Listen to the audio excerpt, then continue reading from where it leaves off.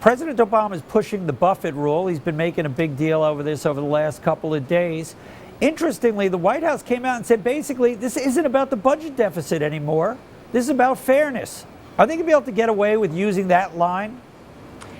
Well, I think they would say that it's part of the budget, part of a package of things that need to be done about the budget deficit. But obviously, in and of itself, it doesn't do all that much for the budget deficit. They're saying that what we need to have is a system where everybody, as you said, a fairness system where everybody does their part towards dealing with the budget problem. So this is one piece of that. Of course, for viewers who might not remember what the so-called Buffett Rule is it says that anybody who is earning, households who are earning at least $1 million in a year have to pay a minimum tax rate, effective tax rate of 30%, right. Which of course is lower than the top tax rate, but some people are able to lower their taxes because they're taxed at the investment rate or other such deductions. If you're a Democratic member of Congress who's running for a re-election in the autumn, are you gonna push hard on this Buffett Rule, or do you just want to steer clear of this thing, let the Obama campaign just handle it themselves?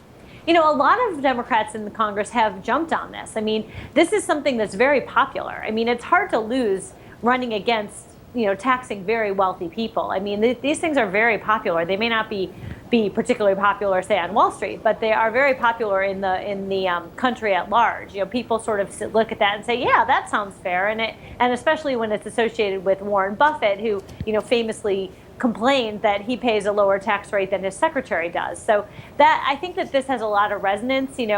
Whether it's in and of itself going to do anything, for his campaign, we'll have to see. But it's sort of part of a larger populist rhetoric where the president is talking about everybody should do their fair share and everybody in America should get a fair shake. It fits into his larger campaign theme.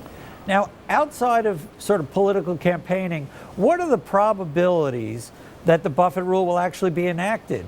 Is there any chance, given that everybody in Congress is going to be running for re-election for most of the next 6 months or so, that this actually comes down into any legislative form whatsoever?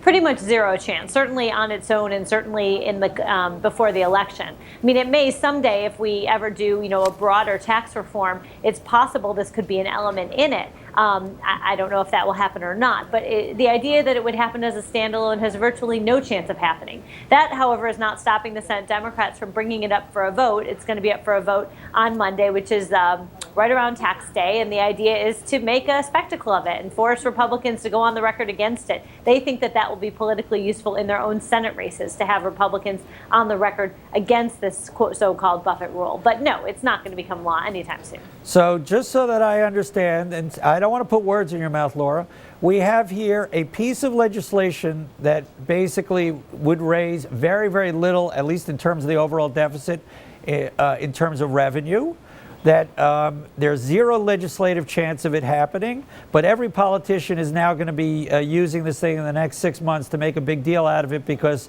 it serves their ends of getting reelected. Did I get that about right? Well, I mean, there's another way of thinking about it. First of all, it is about $50 billion, so it's not like it's nothing. I mean, it's a lot more money that you would raise than, say, cutting off funding for, the arts or for NPR, and you hear a lot of people making a big case about that. Why do they make a case of it? Because they believe it speaks to a larger principle, and that's the same thing that we're seeing here. The Democrats believe that this speaks to a larger principle, obviously a very different principle. So that's why we're hearing about it. And what elections are really about at the end of the day are values and choices, and what do you believe in? So the idea that this is becoming a sort of a campaign piece sort of makes sense in a political context. This is not the first time and will not be the last time that a vote is staged for the purpose of putting people on the record and bringing something up.